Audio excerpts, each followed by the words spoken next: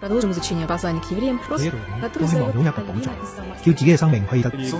계시록까지 매기 목사님의 강해 설교를 전하겠습니다. Bei der Vorbildsweise im ersten Buch Mose im 32. ¿Quién sabe cuántos idiomas hay en el mundo?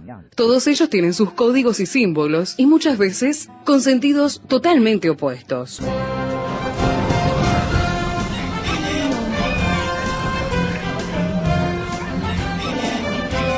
Jungla semántica. Para descifrar las palabras, para entender su raíz, para saber de qué hablamos. Jungla semántica. Nos lidera en esta expedición el profesor Héctor Leites.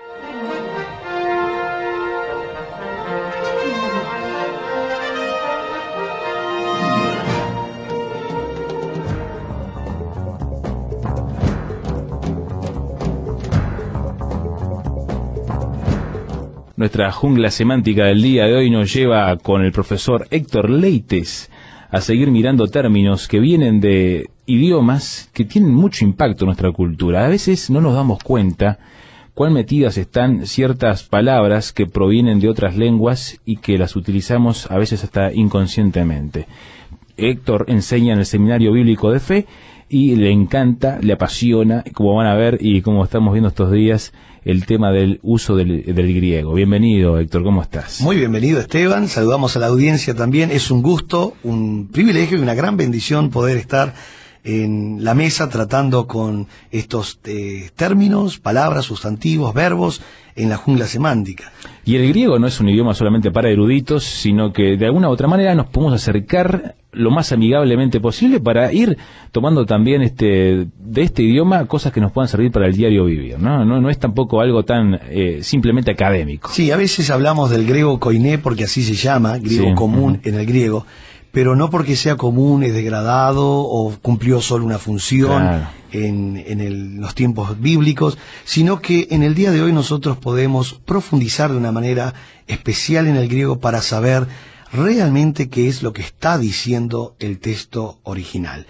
Nosotros estábamos trabajando en los programas pasados acerca de la palabra arrepentimiento, y sería bueno recordar que siempre el arrepentimiento es el cambio de mente, el cambio de actitud, que no solo me lleva a cambiar de manera de pensar, sino cambiar manera de vivir. Eso es bien interesante, porque generalmente miramos el arrepentimiento casi circunscripto solamente al campo de las emociones, y no al cambio de los pensamientos y de las acciones. Exactamente. En metodología pedagógica hay una fórmula que se enseña siempre, que es qué quiero que sepan, qué quiero que sientan y qué quiero que hagan. Podemos enseñar, podemos sentir, pero si no hacemos, entonces el propósito no estaría cumplido. Nosotros tenemos que saber que, si bien las emociones tienen que estar, no nos olvidemos que el elemento emocional siempre está presente en el verdadero arrepentimiento, pero en sí solo no es el verdadero arrepentimiento. Tenemos que hablar de emociones, pero tenemos que hablar de la parte evolutiva del hombre. Tenemos que cambiar y tenemos que ver cambios genuinos y reales. La Biblia habla de arrepentimiento, o sea, obras dignas de arrepentimiento. Exactamente. Y eso nos lleva entonces a tratar de mirar ciertos usos en el Nuevo Testamento. Tú decís que hay 3 por lo menos adjetivos. Sí, realmente. Nosotros tenemos como arrepentimiento, te habíamos mencionado la palabra metanoia, la palabra metamelomai, la palabra epistrefo, que viene de una etimología bastante compleja, porque epi es dando vuelta o sobre, y la idea es girar, cambiar. Pero uno de los puntos, Esteban, que nosotros tenemos que ver en el arrepentimiento, casi que no podríamos hablar de arrepentimiento si no hablamos de confesión. Cuando hablamos de confesión, tenemos que hablar de contrición también, y tenemos que hablar de lo que es la transformación. Es muy bueno esta palabra arrepentimiento, pero si no está la confesión, nosotros podemos ver que el salmista David se arrepintió, porque podemos leer su confesión en el Salmo 51 y en el Salmo 32. Ahora, cuando hablamos de confesión, estamos hablando realmente de una palabra que en griego es homologeo. Homologeo está compuesto de homo o homo, que es lo mismo, de ahí la palabra homogéneo, y logeo, que quiere decir decir. Ahora, muy bien, estamos enfrente del arrepentimiento, pero para que haya arrepentimiento tiene que haber homologeo, que es, hablando etimológicamente, decir lo mismo que Dios dice de mí. Es algo que Él ya sabe de nosotros y simplemente asentir con Él. Bueno, exactamente. Yo lo explico en las clases diciendo que yo tengo que contar lo que Él ya filmó. O sea que Él me pasa la filmación y yo tengo que verlo. Ahora, ¿por qué? Aquí viene algo muy interesante. ¿Por qué tengo que confesar algo que Él ya sabe? Claro. Bueno, es un elemento, otra vez, dentro de la metanoia, o metanoia, porque Él quiere que pase por la mente. Ajá. No es que yo tengo que confesarlo para que Él se entere, Él ya lo sabe, pero cuando... voy a empezar al revés. Mira, Esteban, imagínate que esta noche yo digo, Señor... en mi confesión, ¿verdad? Sí, sí. Estoy al costado de mi cama y digo, Señor, si en algo te defraudé, sepas disculparme. Me levanto y me voy a ver Tinelli. Muy ilustrativo, ¿no? Sí. Entonces, ¿qué pasa? No hubo confesión, Claro. ni hubo arrepentimiento, ni hubo contrición, no hubo nada. Simplemente quise tranquilizar mi alma diciendo que si en algo defraudé, sabiendo que defraudé. Claro, más bien.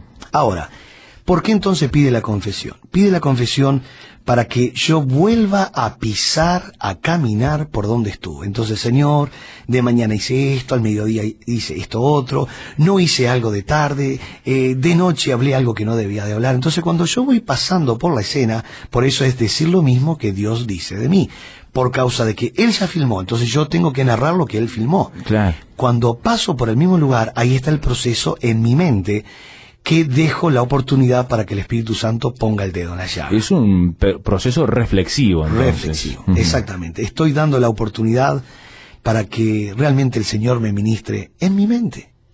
Porque allí está mi mente volviendo a pasar por el mismo lugar. Cuando yo cuento lo que hice, en realidad la mente procesa los códigos y vuelvo a pasar por el mismo lugar. Entonces uno dice, pero qué tortura, ¿por qué pasar por el mismo lugar? Esa es la idea, para que venga la contrición y para que venga la confesión y así se lleve el proceso de cambio de vida. Luego de la pausa nos metemos entonces a hablar de ese proceso de cambio de vida, que es el siguiente paso, por lo que veo en nuestro análisis del día de hoy, de la palabra arrepentimiento o metanoia. Nuestro canal de comunicación, junglasemántica@transmundial.org.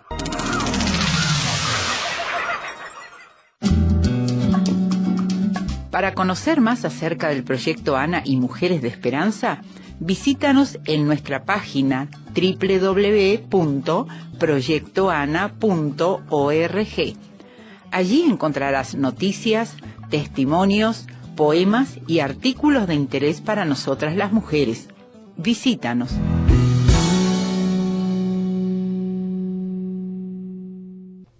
Aquí estamos confesando que sabemos poco y nada de griego con el profesor Héctor Leites y dándonos cuenta de cómo tenemos que cambiar entonces nuestra manera de acercarnos a esta lengua que ya no se utiliza en el día de hoy, tal cual la estamos tratando de analizar, pero que bien nos deja una riqueza profunda para poder de alguna manera acercarnos al texto bíblico de una manera más inteligente.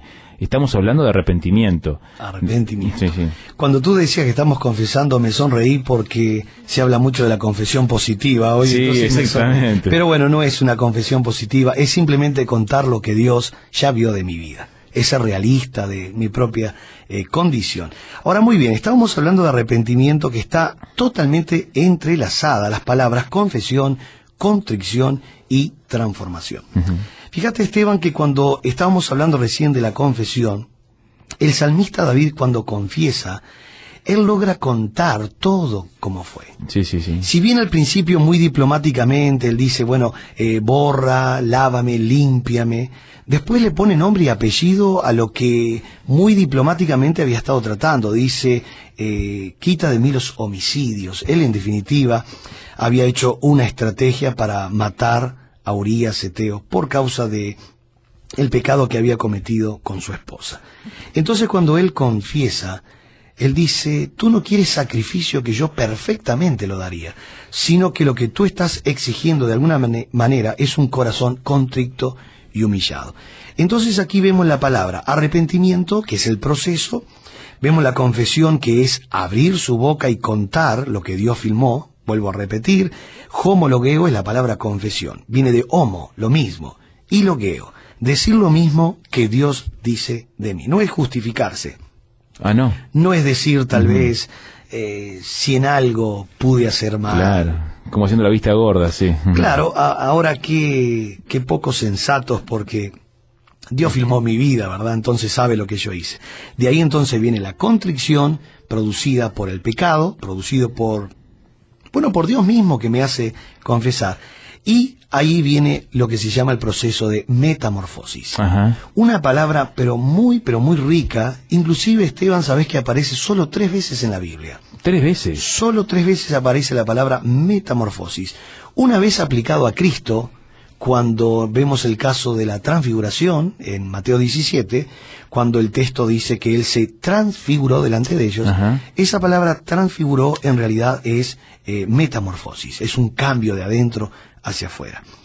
Después aparece, la segunda vez que aparece es, la segunda vez y la tercera vez que aparece es hacia los creyentes, es en Romanos 12:2, que es una exigencia al cristiano que dice: transformaos por medio de la renovación de vuestro entendimiento. Sí. Uh-huh. Y enseguida aparece el gran propósito, para que podamos conocer la voluntad de Dios, agradable y perfecta. Entonces, cuando nosotros hablamos de la transformación, la metamorfosis, una palabra compuesta por meta, otra vez, meta o metá, que la preposición griega es meta, y morfe, o morfé, que es cuerpo, cambio de cuerpo. Ahora, la metamorfosis es un proceso siempre gradual.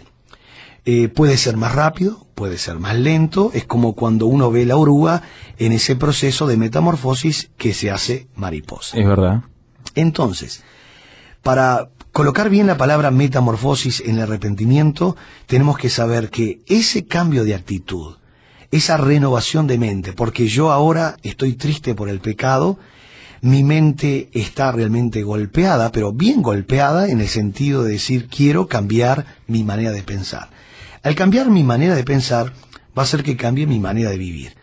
Eso es lo que, de alguna manera, Pablo está exigiendo. Después, Pablo, cuando escribe en 2 de Corintios, capítulo 3, verso 18, describe a los creyentes como siendo transformados, de gloria en gloria. Sí. Entonces, otra vez vemos la mente. ¿Cómo yo puedo realmente, por medio de el Señor, por medio de la palabra de Dios, ir renovando mi mente? Uh-huh. Y la prueba está que cuando nosotros recién conocimos al Señor, pensábamos de una manera, y ahora podemos pensar de otra manera. Hemos crecido, hemos dejado pensamientos que no eran gratos para Dios, pero tampoco nos conducía a una vida victoriosa. Entonces, realmente podemos ver este cambio. Cambiamos entonces, si elegimos cambiar. Es una transformación que uno tiene que decidir realmente pasar por ese proceso. Es lo que me llama mucho la atención de esto, ¿no? Que Dios no nos obliga a pasar por esta transformación. Exactamente. Sabés que cuando Pablo escribió a los Romanos, en el capítulo 1 y 2, que habla acerca de la culpabilidad del hombre, él dijo que la fatal elección tomada de parte de ellos los iba a condenar. Dios en realidad no quiere condenar. Dios ha venido, y Cristo ha venido a salvar. Porque la gente, nuestros vecinos inclusive, dice: qué malos que es Dios. Quiere condenar y ensuciar al mundo.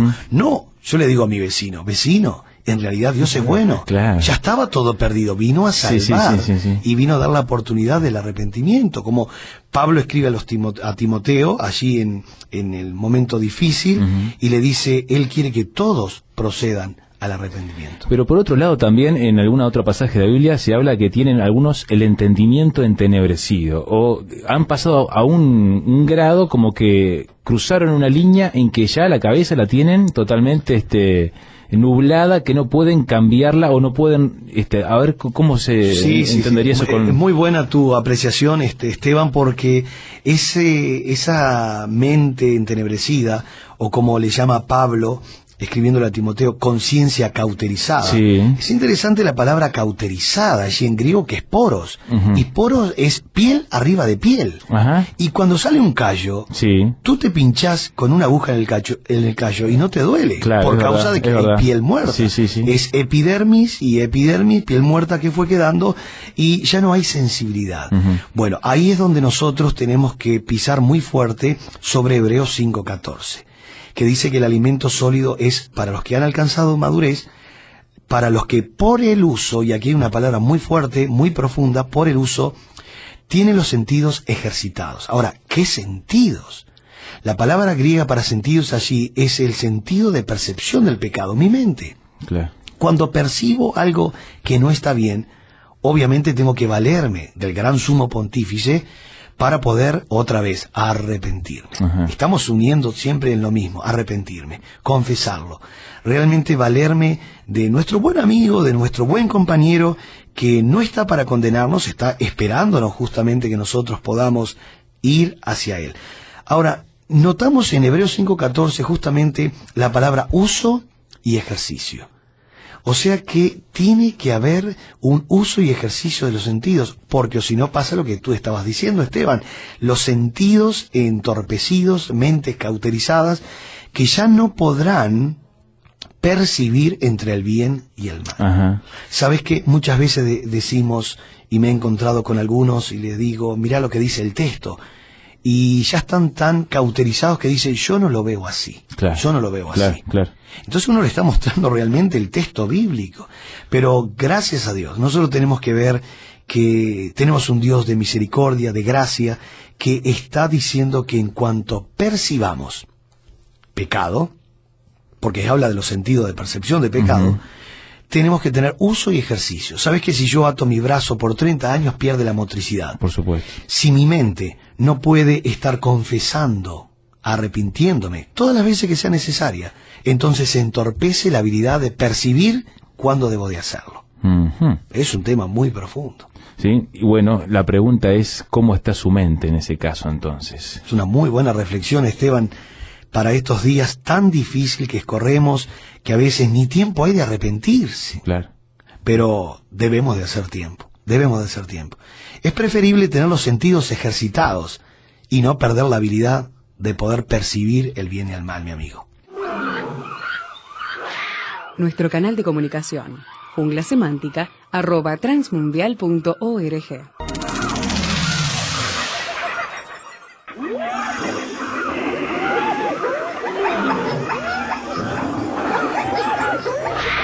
Hoy termina esta etapa de la expedición, pero lo esperamos en el próximo programa para adentrarnos en la jungla semántica.